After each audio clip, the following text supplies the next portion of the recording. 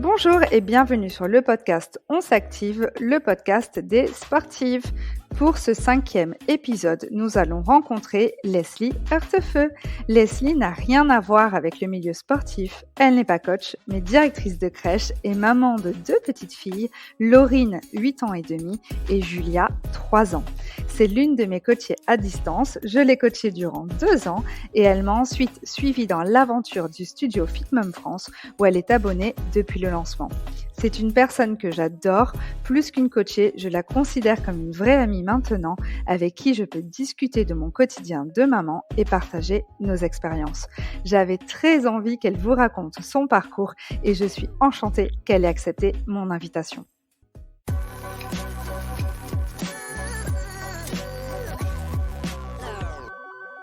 Coucou Leslie, merci beaucoup d'avoir accepté mon invitation. Comment tu vas aujourd'hui ?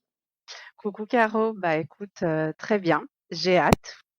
Bon, en tout cas, je suis vraiment trop contente que tu aies accepté. Je sais que tu étais un peu surprise que je te demande, mais je pense qu'au contraire, tu vas te rendre compte que tu peux motiver plein de personnes. Et du coup, je te propose que tu te présentes parce que bon, moi, je te connais évidemment parce que je t'ai coachée pendant, plus de 2 ans, mais les filles qui vont t'écouter ne te connaissent probablement pas. Donc est-ce que tu peux te présenter, nous dire ce que tu fais dans la vie, que ce soit au niveau professionnel et aussi niveau personnel? Alors, je suis Leslie, j'ai 36 ans. Professionnellement, je suis, directrice de crèche en étant éducatrice de jeunes enfants. Voilà, ça va faire, 14 ans. Et puis, dans la sphère privée, je suis mariée et j'ai deux petites puces, donc une grande de 8 ans et demi qui s'appelle Laurine et une petite de 3 ans, qui s'appelle Julia. Alors bon, comme je l'ai dit, moi je te connais très bien. J'ai adoré te coacher pendant 2 ans, tu étais toujours motivée, tu as un mental d'acier, tu restes à l'écoute, des conseils, enfin c'est juste, tu es la coachée parfaite, pour les coachs et surtout ce qui est bien, c'est que tu es toujours très honnête, tu as toujours osé dire quand, les phases, heu, hautes, on va dire, comme les phases très basses, et je crois que c'est ce qui plaît beaucoup aussi aux autres coachés. D'ailleurs, en toute honnêteté, beaucoup d'entre elles m'ont suggéré ton nom quand j'ai annoncé que je lançais un podcast. Est-ce que tu as conscience que tu es une vraie source de motivation pour les autres et y compris moi-même? C'est encore assez compliqué pour moi cette place en fait. Je le s enfin je le sais parce qu'on en discute entre coachés, et puis du coup entre amis parce que certaines sont devenues des amies. Mais c'est vrai que cette, place de tu es motivante, tu nous aides à y aller, j'ai encore, beaucoup de mal. Ouais, c'est compliqué. Je sais pas pourquoi, mais c'est vrai que c'est pas simple. Alors, du coup, ce que je te propose, c'est qu'on parle un peu de ton parcours sportif, de ta vision du sport, comment tu gères le sport dans ton quotidien. Et du coup, mon objectif, c'est justement qu'à la fin de cette interview, tu te rendes compte pourquoi, tu, es motivante pour les autres et j'espère aussi que, j'arriverai à te rendre fière de toi. Est-ce que tu es d'accord? OK, allons-y. Allons-y. Alors, je te propose d'abord qu'on remonte en arrière avant la naissance de Laurine et de Julia. Est-ce que à cette époque, tu faisais déjà du sport? Alors, dans mon adolescence, j'ai fait pas mal de sport. J'ai fait plus de 12 ans de danse moderne jazz, quand j'étais ado et après j'ai fait, 7 ans de volley en compétition. Donc le sport a toujours quand même été assez présent. Après quand j'ai commencé professionnellement, du coup moins de temps aussi, j'ai un peu lâché le truc et quelques années avant ma première grossesse, je me suis inscrite en salle de sport. Voilà donc D'accord. je m'y suis remise, mais toute seule, c'est pas évident, quoi. Non, c'est pas évident, c'est un autre quotidien, comme tu disais, tu te mets à travailler, peut-être que tu te mets en couple aussi et c'est, voilà, c'est un autre planning à mettre en place et c'est vrai que souvent les premières années de vie active, on a tendance à relâcher un petit peu. Hem et du coup, au niveau de tes grossesses, est-ce que tu as fait du sport pendant tes 2 grossesses? Alors du coup, pendant la première, eh ben, j'ai arrêté. C'est-à-dire que, ce que je faisais en salle, je faisais les cours collectifs. Et du coup, un petit peu de machine en cardio et du coup, n'étant pas du tout accompagnée, j'ai vraiment tout arrêté. Je Ça a été le néant, total, donc pas forcément positif. Ouais, mais enfin, rassure-toi, c'est le cas de beaucoup, beaucoup, beaucoup de mamans. Le problème, c'est le manque d'information, le manque d'accompagnement dans les salles. Donc, toi, comme beaucoup d'autres mamans, vous arrêtez tout simplement parce que vous savez pas quoi faire ou vous ne pensez pas que vous pouvez encore continuer. Donc, pas d'inquiétude sur ça, c'est assez classique. Alors bon, j'ai quand même surtout envie qu'on se concentre sur la Leslie d'il y a 2 ans et de maintenant. Donc la Leslie d'il y a 2 ans, c'est celle qui m'a envoyé un message pour faire du coaching à distance. J'aimerais savoir pourquoi tu m'envoies ce message et surtout, est-ce que tu as eu un déclic à un moment donné? Tu t'es dit: «Allez, j'y vais, j'envoie ce message». En gros, voilà, ce que je voudrais savoir, c'est dans quel état d'esprit tu étais au moment où tu m'envoies ce message? Alors, en fait, avant la grossesse de Julia, j'avais reperdu pas mal de poids, mais juste avec, une attention particulière à mon alimentation. Et du coup, super, je me sens bien dans ma peau et bing, je tombe enceinte. Donc du coup, ce que j'avais perdu, je l'ai repris, bien sûr pour la bonne cause, mais voilà. Et puis, je pense que contrairement à Laurine, où j'ai mis à peu près 4 ans à me retrouver, physiquement, après la grossesse, Julia, j'ai pas voulu, me mettre autant en suspens, surtout que Julia, j'ai fait du pilates jusqu'à 3 semaines avant l'accouchement. Donc en fait, le pilates, c'est quelque chose que j'ai repris, une fois que j'ai eu le feu vert de ma sage-femme pour la rééducation, j'ai repris le pilates. Donc le pilates a toujours été présent, sur, l'après-grossesse et accouchement. Le déclic, alors je te suivais depuis quelques mois déjà, de loin, discrètement, et le déclic, ça a été, l'été juste avant, ma prise de contact où j'avais posté sur Insta une photo de famille et quand je me suis, «Non, là stop, c'est plus possible quoi. Il faut faire quelque chose».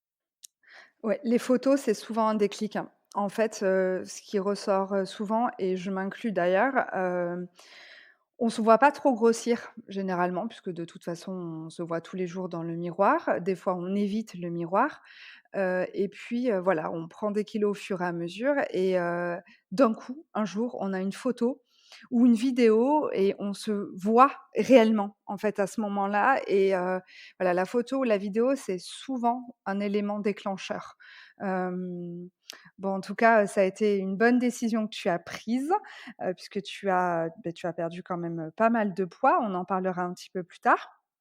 Ce que je voulais d'abord savoir, c'est, forcément les 1 séances, elles ont été dures, j'imagine physiquement comme toute personne qui se met au coaching et ce que je voudrais savoir, c'est pendant, ces 2 ans de coaching, mais j'imagine probablement au début, est-ce que tu as eu envie d'abandonner?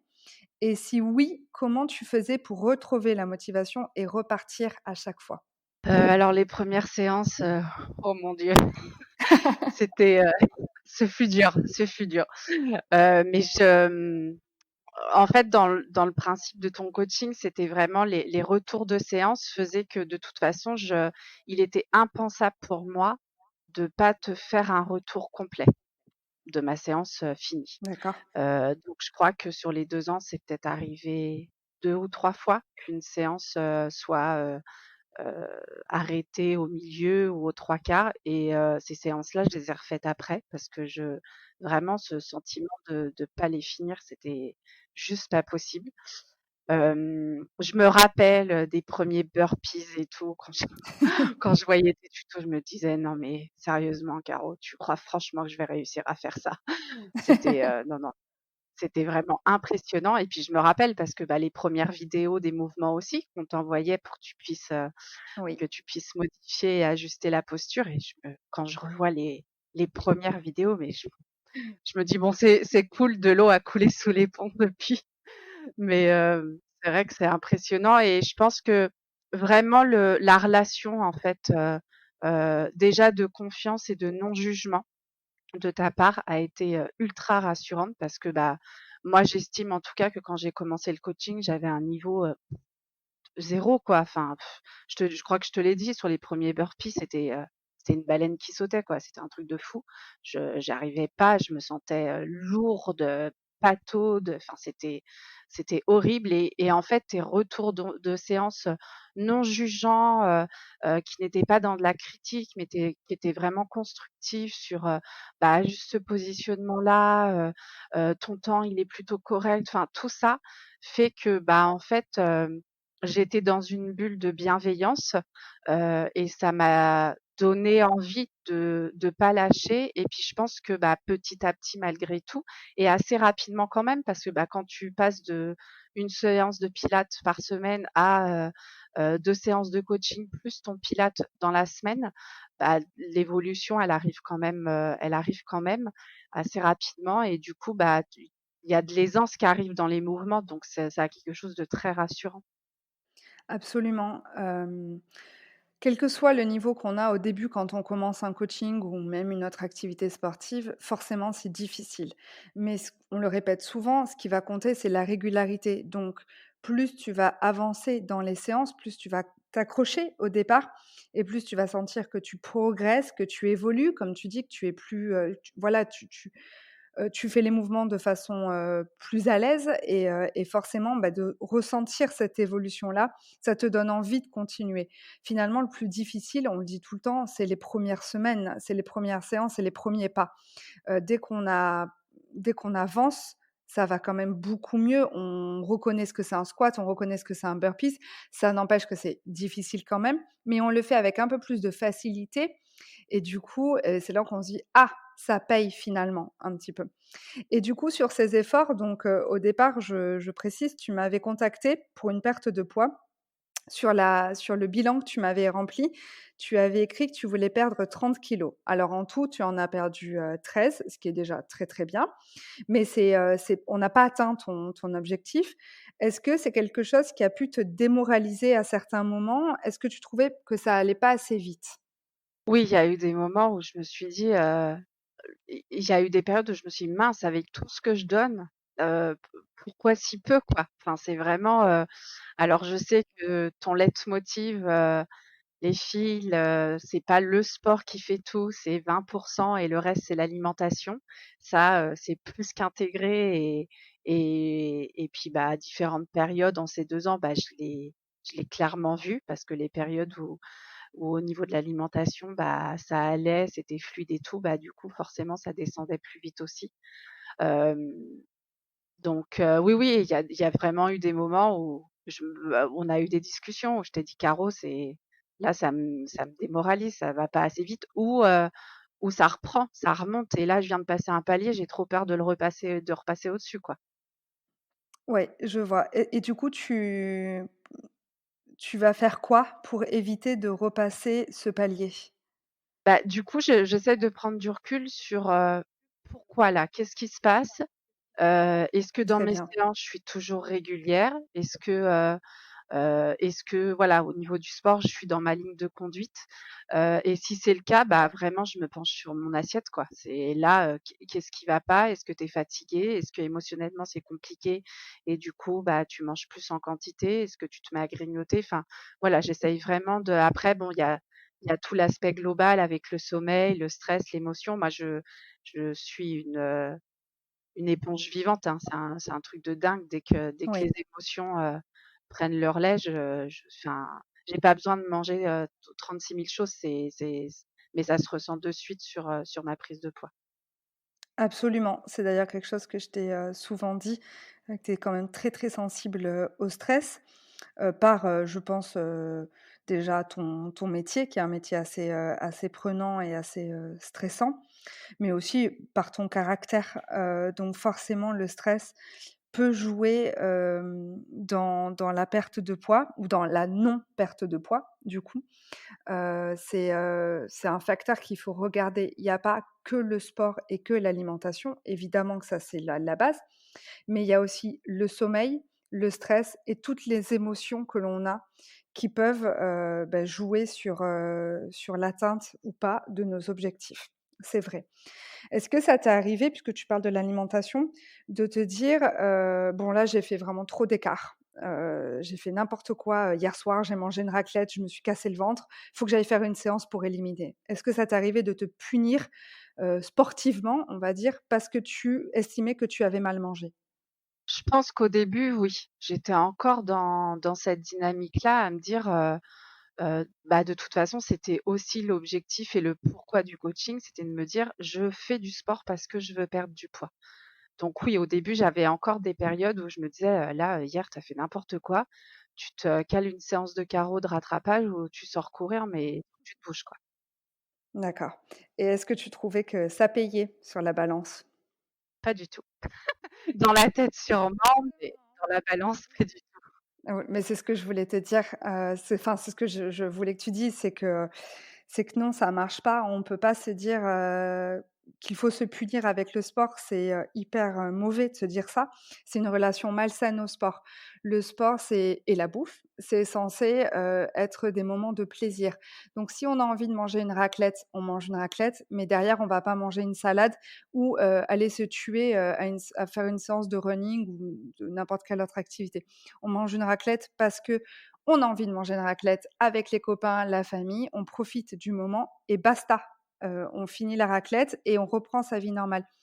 Et on fait du sport parce qu'on a envie de faire du sport, parce que pas parce qu'on veut perdre du poids. Alors oui, le sport, ça peut être, un, facteur de une raison pour laquelle on veut perdre du poids, mais on ne doit pas faire du sport que pour ça. On doit faire du sport, heu, parce qu'on veut être en bonne santé, parce qu'on veut être en forme, parce qu'on veut, voilà, être dans la meilleure forme possible. Le sport, ça doit pas être une punition, ça doit être un moment de plaisir, et tant qu'on n'a pas compris ça, on ne pourra pas avancer. On lâchera à un moment donné, forcément, et ça, je pense que tu l'as compris avec le temps, tu me le confirmes ou pas, mais voilà, tu as compris que le sport, c'était quelque chose qui t'apportait plein de bienfaits autres que juste: «Je veux perdre des kilos».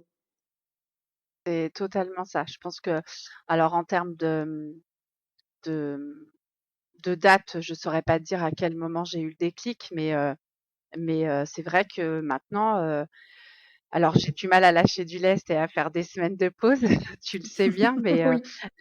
les semaines où le peu de fois où je me l'autorise, je sens que très vite, il faut que j'y retourne parce qu'en fait, j'ai vraiment trouvé moi un équilibre émotionnel aussi, et puis un équilibre de bien-être avec ces séances-là parce qu'elles sont vraiment devenues, nécessaires dans mon quotidien pour, c'est ma bulle, je lâche tout, si la journée a été compliquée, bah, parfois j'ai qu'une hâte, c'est d'être, au soir à la maison parce que je sais que c'est le jour où j'ai ma séance, enfin voilà, c'est vraiment, et du coup je le fais plus pour, perdre du poids. Je le fais mais et là vraiment je sais que j'ai encore envie de perdre du poids, mais je ne le fais plus pour ça. Si ça suit, ça suit. Si ça suit pas, bon bah, tant pis, mais pour autant je vais pas m'arrêter d'en faire parce que j'ai vraiment, maintenant c'est un besoin. Si je fais pas de sport, je suis pas bien. Je suis une boule de nerfs et il faut y aller, quoi. Bon, mission accomplie pour moi, du coup. Je suis trop contente de t'avoir entendu dire C'est ça, ça. parce que Bravo coach. tu m'as émue, parce que, vraiment c'est ça quoi. C'est l'objectif même d'un coach, c'est de faire comprendre que le sport, c'est un moment, un moment pour soi, quoi. Que ce soit pour, le corps ou la tête, et bah, écoute, je suis trop contente que tu dit ça, quoi. Vraiment merci. C'était d'ailleurs une des questions que je voulais, te poser. On l'a dit, tu es quand même hypersensible, au stress. C'est quelque chose que j'ai vraiment, découvert chez toi depuis le début du coaching, et c'est cette question-là que je voulais te poser. Est-ce que tu as l'impression que le sport t'aide dans les moments de stress intenses que tu peux avoir? Oui, totalement. Enfin, c'est vraiment, c'est ma soupape, quoi. C'est ce qui m'aide à me canaliser. Alors je le vois, à travers les périodes qui peuvent être un peu stressantes au boulot et assez denses. Je le vois, bah, avec cette année 2020 qui est assez particulière et du coup, on a vécu des périodes assez particulières. Moi, pendant le confinement, je crois que je faisais du sport, tous les jours ou voire tous les 2 jours, mais je n'ai pas arrêté, quoi. C'est une des périodes où j'ai été le plus, en activité parce que bon, bah, voilà, la crèche était fermée, donc de toute façon, j'avais le temps aussi. Mais oui, oui, c'est nécessaire et même quand les journées sont longues et denses et que je rentre tard, je il y a ma séance, quoi. Ouais, c'est un besoin. Comme tu l'as dit, c'est, le besoin de s'isoler et de prendre du temps pour soi, même si c'est peut-être des fois que 30 minutes, hein. Je t'ai déjà vu poster des commentaires sur la plateforme où tu disais, «J'ai pas beaucoup de temps pour moi aujourd'hui, mais je viens de trouver une séance, qui correspond au temps que j'ai». Tu le fais quoi qu'il arrive et bah, quand on arrive à ce stade-là de le sport est un besoin, c'est que voilà, c'est qu'on a compris, l'intérêt du sport dans sa vie, dans ses émotions et dans ce que ça peut, voilà, apporter, à au corps et à l'esprit. Hem, du coup, une autre question que je voulais te poser, c'était par rapport justement à ces changements, et par rapport à ton entourage. Est-ce que, ta famille, ton mari, tes filles, tes amis ont noté des changements chez toi, peut-être dans ton caractère ou dans ta façon de vivre? Alors, beaucoup. Certains ont été surpris ils se sont dit: «Bon, elle se lance dans un truc, on va voir combien de temps ça va durer», sans pour autant être jugeant, mais voilà, se dire: «Bon, bah, nouvelle lubie de Leslie, elle fait, du coaching sportif. OK, pas de souci». Heu et je pense qu'il y en a plus d'un qui a été surpris de voir que, bah, ça durait aussi longtemps, que je m'y accrochais, que je m'y investissais parce qu'en termes de, bon, bah, là, le matériel, faut le faire évoluer parce que, bah, les les mouvements et le niveau évoluent aussi. Mon mari a totalement intégré ce nouveau rythme de vie, c'est-à-dire que, dans la semaine, c'est très souvent qu'il me dit: «Ce soir, c'est ta séance, hein?» «Oui, oui, c'est ma séance». Enfin voilà, c'est pour lui, c'est intégré aussi. Mes filles, n'en parlons pas, ma dernière quand elle me voit, en tenue de sport, elle me dit: «Maman, tu as ton port aujourd'hui, hein?» Je lui dis: «Oui, oui, j'ai mon port, c'est bon, c'est mon tour» et c'est souvent aussi que, bah, les mini haltères, de 1 kg sont de sortie et elles se mettent à côté. J'ai posté plusieurs fois quand Super. elles font les burpees et tout, enfin voilà, elles sont à fond et puis, bah, je pense que le fait de voir maman aussi faire, du coup, ça amène aussi une dynamique, hein, de toute façon et et après moi, je sais qu'à la crèche, elles ont vu l'évolution, bah, aussi physiquement, hein, parce que de toute façon, ça se voit un petit peu quand même, donc elles ont enfin mon Oh équipe oui. a vraiment vu, et puis je et le travail est toujours fatigant et la fatigue est toujours présente, mais j'ai l'impression que c'est plus la même fatigue. C'est physiquement, je la, je vis mieux avec en tout cas. Je la entre guillemets, «je la subis mieux», je la maîtrise mieux. Enfin, c'est plus du tout la même fatigue, musculairement, enfin ça n'a rien à voir physiquement. Et puis, bah, et puis j'ai embrigadé certaines personnes, aussi. Hein, j'ai pu Oui. ramener ma belle-sœur, dans cette superbe aventure et voilà, ouais, ouais, ça fait il y en a certaines où j'ai diffusé mon enthousiasme et cette nouvelle, hygiène de vie, en fait et du coup, bah, il y en a certaines, ouais, qu'on me dit: «Vas-y, moi je veux tester aussi». Quand tu parlais de l'énergie et de la fatigue, c'est que plus on fait du sport et moins on a l'impression de subir le quotidien. On est moins fatigué. Alors, ça ne veut pas dire qu'on peut pas être fatigué parce qu'on n'a pas assez dormi, mais ça veut juste dire qu'on va moins subir ça. En tout cas, on va moins se l'imposer. Et puis, bah, forcément, tu as une transformation physique, tu as probablement aussi une transformation mentale. Peut-être que tu t'en rends pas forcément compte, mais tu rayonnes beaucoup plus et ça se répercute sur ton entourage. Donc forcément, les gens qui t'entourent, le voient. Est-ce que ça t'arrive donc tu as dit que tu faisais du sport, des fois avec les filles ou en tout cas elles te regardaient. Est-ce que ça t'arrive de faire aussi du sport avec ton mari? Ouais. Les c'est parfois enfin, pas là dernièrement, mais on a eu des périodes où, bah, dans le salon, j'avais un côté du salon pour moi et j'étais en pleine séance avec toi et de l'autre côté, lui, il était en train de faire son sport aussi, ouais et c'est assez rigolo et une C'est fois, génial. il a fait, une de tes séances et j'ai bien rigolé. C'était sympa. Bah, c'est souvent le cas, hein. Généralement, tu me diras s'il l'a dit, mais généralement, ils disent: «Ah ouais, quand même, en fait. Ouais, C'est ouais, tu ça, rigoles pas». totalement, parce Voilà, que des fois, il me dit: super. «Oh ça va, ouais, hein» et puis là, «Ah ouais, quand même». Ouais, généralement, ils se prennent une petite claque. Donc, C'est ça. bien joué, bien joué. Et bah, en tout cas, c'est génial que tu montres l'exemple, à tes filles. Ça, c'est super bien et c'est un des avantages de faire du sport à la maison, c'est que, on montre à nos enfants, les bienfaits du sport. Donc c'est super, tu es un super exemple aussi pour tes filles. Est-ce que ça t'arrive enfin, je voulais parler de la motivation. Comment est-ce que tu arrives à te motiver? Est-ce que tu te motives seule? Est-ce que tu ressens le besoin d'être soutenue ou de partager tes séances, que ce soit avec ton mari ou des copines? Hem, alors au début, je fonctionnais beaucoup avec le groupe, Facebook, des coachés à distance, et c'est vrai que parfois je pouvais dire: «Bon, bah, ce soir séance» et c'est vrai que, bah, malgré tout quand on écrit, bah, du coup on le fait. Après comme je te disais, moi c'est surtout les retours de séance qui m'ont aidée et vraiment là où ça a complètement changé, c'est que à la maison, c'est compliqué parce qu'effectivement, tu es seule et tu es la seule à te mettre, ton coup de pied aux fesses pour y aller, quoi. Tu es crevée, tu as le choix entre le canapé et ta séance, bah, parfois le choix tu as vite envie de le faire et puis tu fais pas forcément le bon. Et moi, bah, voilà, c'est pareil, c'est une de tes phrases clés, mais j'ai rendez-vous avec toi, en fait, 2 fois par semaine. Je sais quel jour je fais mes séances et j'en démords pas. Je sais, je dois la faire, c'est tel jour et je la fais.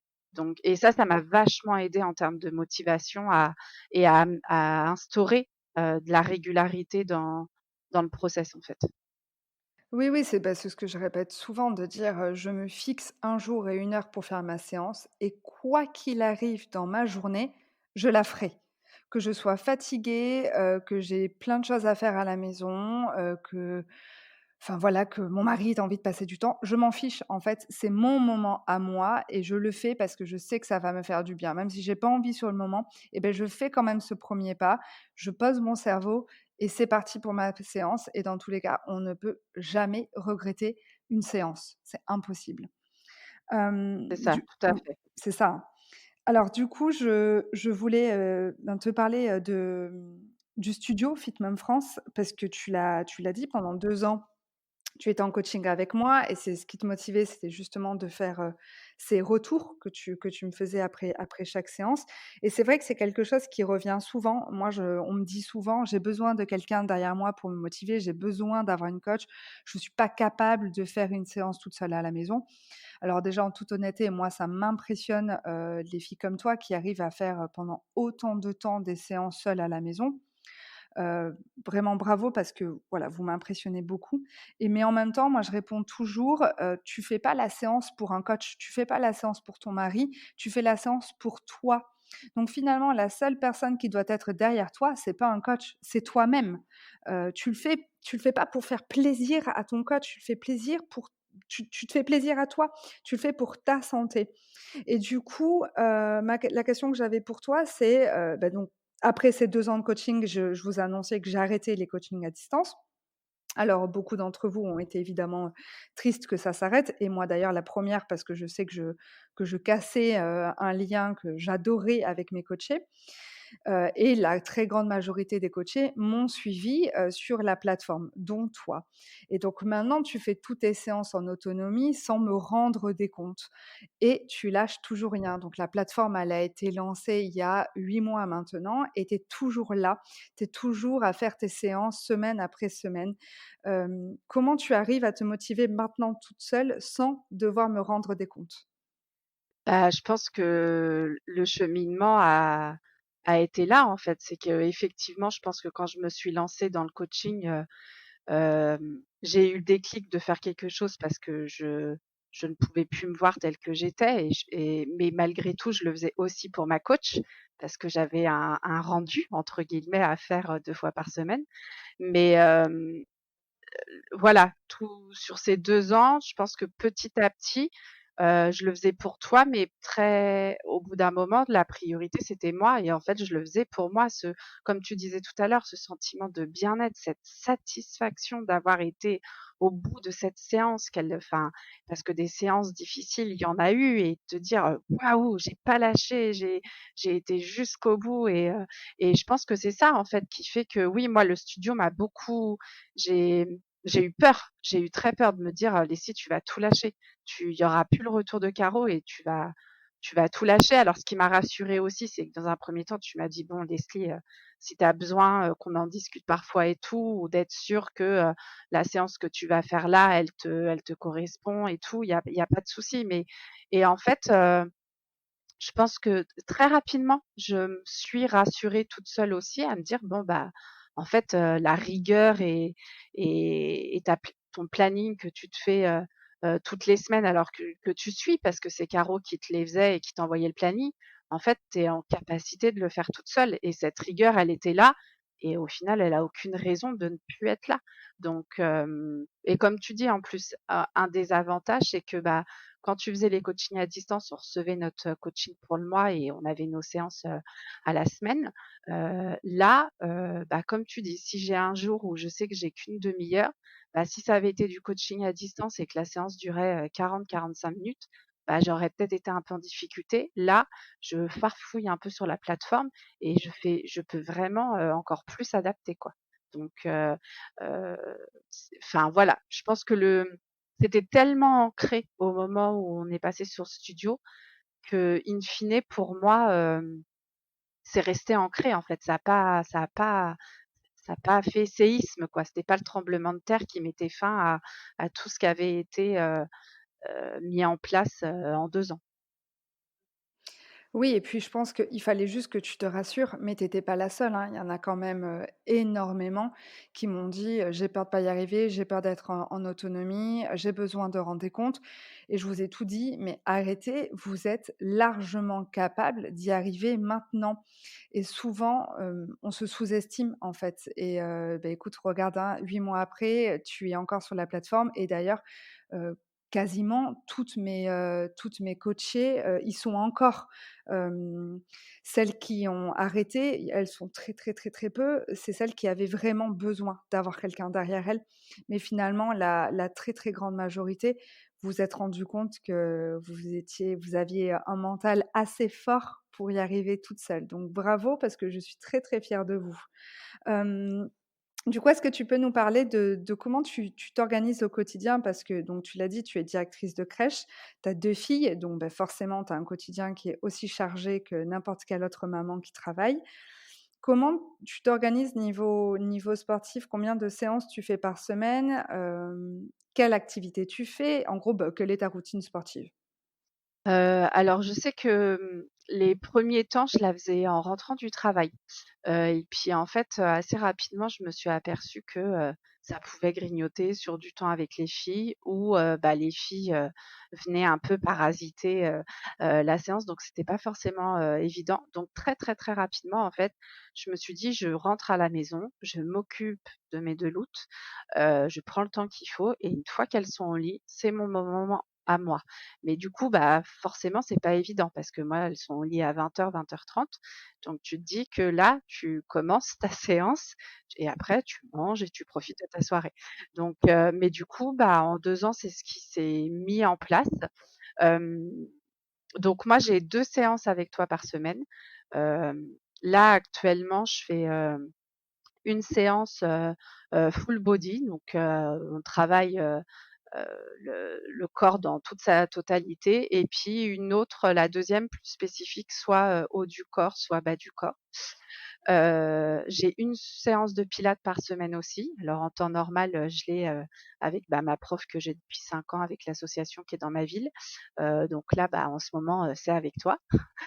Et puis, bah, j'ai la course à pied, le run qui a fait un peu, alors pas éruption, parce que, j'en avais fait un peu déjà, entre mes 2 grossesses. Mais pareil, par méconnaissance, j'avais tout stoppé et en fait, ouais, il y a 1 an et demi, je m'y suis remise, vraiment, de manière plus assidue. J'ai vu l'évolution parce que du coup avec le coaching en termes de cardio, enfin ça a été, le jour et la nuit. J'étais vraiment plus en aisance et puis, bah, le coaching c'est toi, mais c'est aussi une belle rencontre avec une belle communauté et du coup un bon groupe de fofolles qui se lancent, des challenges et des défis de fou et du coup, bah, voilà, l'année dernière, de septembre à mars, ça a été un peu, la surenchère, des challenges, run. Donc voilà, ça complétait un petit peu tout ça, Et là, voilà, bon, bah, forcément, les courses officielles n'ont plus du tout lieu actuellement, mais pour autant, j'ai la chance d'avoir le tapis de course à la maison et c'est vrai que j'essaye de pas lâcher cette partie-là non plus. Et du coup, là, depuis la rentrée, j'ai encore ajusté un peu, c'est-à-dire que je fais plus une séance le dimanche, parce qu'avant, c'était le lundi et le mercredi et en fait, le lundi, je me suis aperçue que, bah, justement, au travail, le lundi, c'est un peu, on recommence la semaine et tout. Je rentrais souvent, très fatiguée et à un peu accélérer les choses avec les filles et tout. Donc j'ai voulu, voilà, préférer, être à fond dans ma séance. Donc je la fais tranquillement, le dimanche et le lundi, je fais quand même, bah, soit une séance de run sur le tapis, soit un peu de stretching ou autre. Mais voilà, c'est moins je voulais vraiment être, entièrement disponible pour cette séance-là, sans avoir trop la fatigue du début de semaine. C'est super parce que en fait, ce qu'on retient, c'est alors tu fais beaucoup de séances, mais surtout tu ajustes les séances par rapport à ton quotidien. Donc tu as pas hésité à revoir, les jours ou les horaires par rapport, à voilà, à ton quotidien. Tu t'es pas dit: «Bon, bah, en fait, ça marche pas, donc je lâche». Non, c'est: «Ça marche pas, je vais trouver, d'autres horaires, d'autres jours», jusqu'à trouver vraiment le planning qui me convient et ça, c'est un conseil que je donne souvent. Il faut pas hésiter, voilà, à modifier sa routine selon les contraintes du moment. Donc ça veut dire, bah, si finalement on se rend compte que le soir, en rentrant du travail, comme tu l'as dit, ça matche pas, bah, pourquoi pas essayer de le faire après le coucher des enfants ou entre midi et 2 si on a le temps ou le matin. Il y a beaucoup de mamans qui font du sport le matin quand tous les enfants dorment encore. Il faut pas hésiter. Il y a forcément un moment dans la journée et dans la semaine où on peut se consacrer du temps pour soi. Il y a quelque chose, je pense que les mamans qui vont t'écouter vont se poser, c'est que quand même tu fais pas mal de sport, même beaucoup de sport, on peut le dire. Je suppose que ton mari, tu l'as dit, mais je te pose quand même la question, t'accompagne et te soutient. Comment ça se passe, voilà, dans cette relation? Qu'est-ce qui te voilà, comment vous gérez ça au niveau du couple? Je pense que voilà, enfin moi le sport du coup maintenant fait partie vraiment de mes hobbies, tout comme la lecture en fait au même titre donc il sait que, bah, du coup quand, il me dit: «Tu ta séance», bon bah, il monte au bureau, il va sur son ordi, enfin voilà, il s'occupe autrement. Il y a des fois c'est marrant aussi parce que, bah, du coup, les soirs où je suis off, bah, lui à contrario, va faire sa séance. Enfin voilà, le mercredi, je sais que j'ai calé une séance parce que, bah, lui est pas là, il est au tennis. Donc en fait, les filles sont au lit. Moi, je fais mon sport tranquille à la maison et puis, bah, lui, il est à l'extérieur, il est à son cours de tennis. Donc on arrive à vraiment s'équilibrer comme ça la semaine. Après le week-end, généralement, lui, il est off au niveau du sport et moi, le week-end, bah, en tout cas jusqu'à l'année dernière, j'avais que, ma sortie course, en fait, le week-end. Bon, bah, là, depuis la rentrée, il y a aussi une de tes séances, mais je la fais souvent sur le temps de sieste des filles. Donc du coup, ou bah, non, même pas parce que là, dimanche, par exemple, heu, typiquement, on s'est fait un film pendant la sieste et puis, j'ai fait ma séance de sport après. Donc voilà, encore une fois, on ajuste. Là, on avait envie de se faire un petit film pendant que l'une dormait et l'autre, était tranquillement, dans sa chambre et du coup, j'ai fait ma séance de sport après. Donc mais on arrive à trouver un équilibre, en fait. Je pense qu'il a compris que pour moi, c'était nécessaire et que je m'épanouissais aussi, en fait, à travers ça. Heu, donc du coup, et puis, bah, lui en fait aussi donc je pense que j'aurais un mari qui ferait pas du tout de sport, ce serait peut-être différent mais là, lui aussi, de toute façon, aime bien en faire et voilà, à son rythme à lui, donc on arrive vraiment à se compléter, à s'équilibrer. Oui, puis il comprend les bienfaits pour toi, donc il comprend que c'est nécessaire pour toi, pour ton équilibre et ta santé mentale, si je peux dire. C'est quelque chose qui est très important ça, qu'on ait un mari sportif, évidemment, ça aide beaucoup parce qu'il vit la même chose. Mais si on a un mari qui n'est pas sportif, mais peut-être qu'il a d'autres passions, il faut le dire. Il faut dire: «Pour moi, le sport, c'est vital, donc s'il te plaît, laisse-moi 30 minutes, 45 minutes, 1 heure où, tu gères la maison, tu gères les enfants, mais j'ai besoin de ce moment-là pour mon équilibre, déjà personnel, mais cet équilibre personnel va forcément se ressentir dans le couple, dans la famille, en fait. Il faut arrêter je vois trop des mamans me dire: «J'ai pas le temps, je m'occupe des enfants» et je réponds à chaque fois: «Mais ton mari, il est où, en fait?» Le mari, il est censé aussi aider à la maison. Alors ça, c'est un débat, plus global, mais il faut faire comprendre que, voilà, le sport ou la lecture, tu l'as dit, ou n'importe quelle autre passion que l'on peut avoir, est importante pour nous et c'est ce qui fait qu'on va, se sentir mieux dans son corps et dans sa tête et quand une maman, est bien dans son corps et dans sa tête et bah, forcément ça va bien dans son couple et ça va bien dans sa famille. Est-ce que tu es d'accord? C'est ça, c'est totalement ça et puis je pense qu'il l'a vraiment intégré là cet été, bon on a fait une semaine dans notre maison secondaire avec la famille et tout, mais on a fait une semaine en camping. Bon bah, deux fois dans la semaine, il savait. J'ai pris mon tapis, j'ai pris la tablette et j'ai fait une séance du studio. Donc il le sait. Donc j'étais sur la terrasse du mobil-home et j'ai fait ma petite séance de sport, dans le camping, en Vendée. Et voilà, alors maintenant il en rigole parce qu'il me voit me trimballer avec mon tapis, toutes les vacances et quand je ramène pas les haltères ou les kettlebells si on est en voiture. Mais voilà, il sait, ça fait partie de c'est mon quotidien, c'est les indispensables de la valise. Exactement. Non, mais c'est en tout cas, c'est super qu'ils te soutiennent et qu'ils t'encouragent à continuer, c'est top. Hem, alors je change un tout petit peu de sujet. Il y a quelques jours, j'ai fait un post sur, le corps des sportives. Je disais que dans la tête des gens, une sportive, c'est forcément, une femme qui a un corps avec une tablette de chocolat, un corps, tu vois, super fit. Alors qu'en fait, pour moi en tout cas, une sportive, peu importe sa morphologie, en fait, c'est finalement juste quelqu'un qui fait du sport, quoi, tout simplement. Est-ce que c'est un sujet qui te parle? Est-ce que, par exemple, ça t'est déjà arrivé que tu te sentes mal à l'aise de dire que tu étais sportive? Ou est-ce que tu as déjà eu des réflexions sur, ce sujet? Alors j'ai déjà été mal à l'aise, bah, déjà rien que sur ma période, salle de sport. Je me suis longtemps cachée dans les cours co, sans oser aller, sur un vélo, sur un tapis de course, sur ces choses-là. Parce que je me disais: «C'est pas ma place et j'ai pas à y aller, quoi». Donc on parle même pas des machines de renfort et de muscu à proprement dit, c'est des choses que j'ai jamais touchées, malgré mon abonnement à la salle.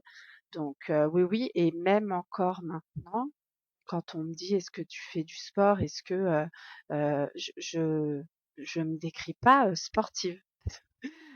Oui, je fais du sport C'est vrai? régulièrement, mais je ne dis pas forcément que je suis sportive parce que, bah, oui, effectivement, enfin, c'est impressionnant, hein, ces étiquettes et ces représentations qu'on peut avoir, hein, mais une sportive, bah, voilà, c'est une carro, c'est un footballeur, enfin, voilà, c'est ces gens-là, quoi. Mais Leslie, dans sa maison, bah, elle fait un peu de sport, mais voilà, c'est vrai que c'est compliqué et c'est pas simple.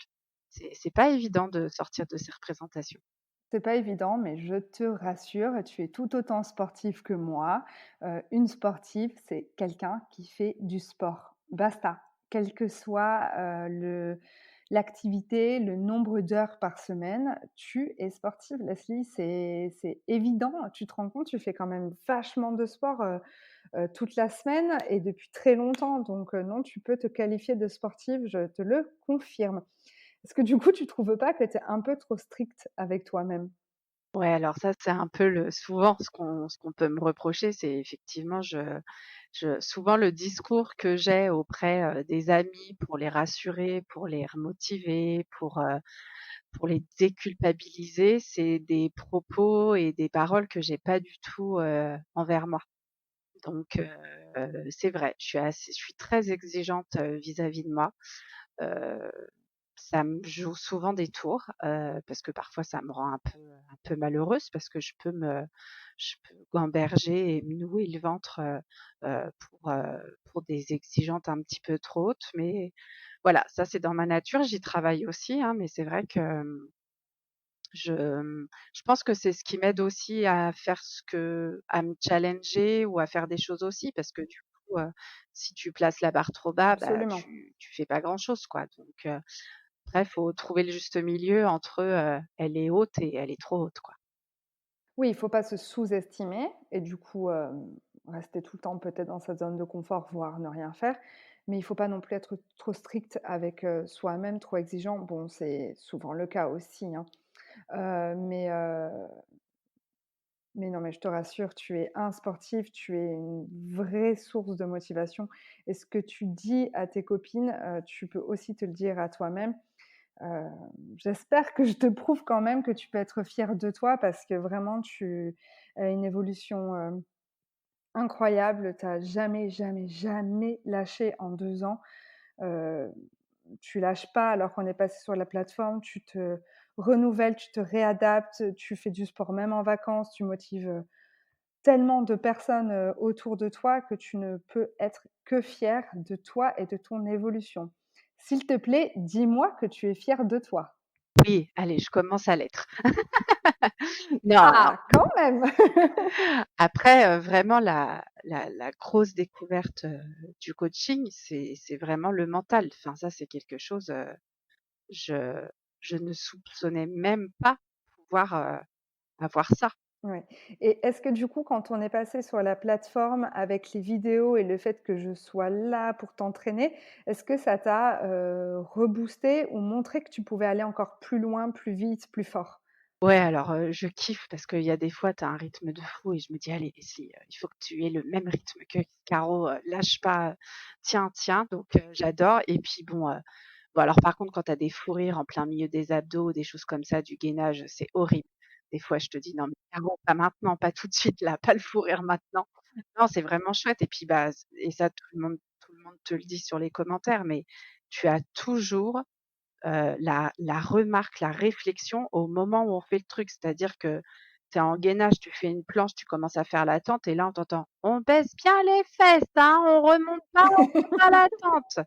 C'est impressionnant. On a l'impression que tu as un sens caché et que tu es à côté de chez nous. Enfin, tu es à côté de nous, c'est impressionnant. C'est vraiment, pile au bon moment. Oui, c'est l'expérience, tout simplement. C'est ça. Enfin, c'est l'expérience aussi, c'est parce que je suis en train de le faire en même temps que vous. Donc, quand, moi je sens que je suis en train de relâcher sur ma planche, je me dis: «Si moi je relâche, elle aussi dans son salon, elle est en train de relâcher». Donc je suis obligée de lui dire, voilà, tout simplement. On partage vraiment la séance à 2, vraiment dans ma tête. J'ai je visualise une personne dans son salon avec, la table basse sur le côté, le bordel sur le canapé et les enfants qui crient à côté, quoi. C'est voilà, je vous vois dans ma tête, donc je vois pas une caméra, quoi, je vous vois. Totalement ça, c'est totalement ça et puis ce qui est sympa aussi, c'est de voir ta tête parfois parce que ça c'est vrai que, bah, quand on avait le coaching à distance, on n'avait pas tout ça. Donc là, c'est chouette parce qu'en fait, tu fais la séance aussi et puis ça a quelque chose de rassurant de se dire que, bah, parfois, c'est pas non plus finger in the nose pour notre coach, quoi et que, tu Absolument. chies aussi. J'en chie aussi. Je ramasse tout autant que vous. Oui, oui, oui, je confirme. Alors, j'ai une toute dernière question. C'est une question que je pose du coup à toutes les invitées de ce podcast. La question est la suivante: qu'est-ce que tu dirais à une femme qui manque de motivation pour bouger? Qu'est-ce que tu lui dirais pour qu'elle se lève du canapé et qu'elle se décide à faire du sport? Eh ben, déjà, fais-le pour toi et prends vraiment rendez-vous parce qu'au bout, il y a un tournant, il y a une nouvelle habitude de vie et juste pour, la satisfaction et le bien-être d'après séance, et de te dire: «Là, c'est bon, je peux me poser sur mon canapé, mes fesses, elles ont bien bougé». Vraiment, voilà, fais-le pour toi et prends rendez-vous et fonce, quoi. Tu as tout dit. Exactement. On retiendra, il y a un tournant. Voilà, il y a quelque chose de bien après, après cette première séance et puis les suivantes. Merci beaucoup, beaucoup Leslie, pour cette interview. J'espère, de tout mon cœur que tu te rends compte à quel point tu es motivante, que ce soit pour, les filles qui t'entourent comme pour moi. Je suis vraiment très, très fière de toi et j'espère, profondément que tu l'es aussi. Merci d'avoir accepté de nous parler de ton expérience. Merci beaucoup, c'était super. Bah, merci beaucoup à toi, très touchée, de cette demande et puis, bah, encore une fois, voilà, un super échange et c'est vraiment, une très, très belle aventure et c'est pas juste un coaching, c'est vraiment une sublime rencontre. Donc merci à toi. Absolument, c'est partagé. Merci beaucoup. Gros bisous. Bisous, à bientôt. À bientôt. Et moi, je vous remercie d'avoir écouté cet épisode. J'espère qu'il vous a plu et j'espère que Leslie vous a motivé avec son parcours. J'ai hâte d'avoir votre retour. N'hésitez pas à me laisser un commentaire. À très vite!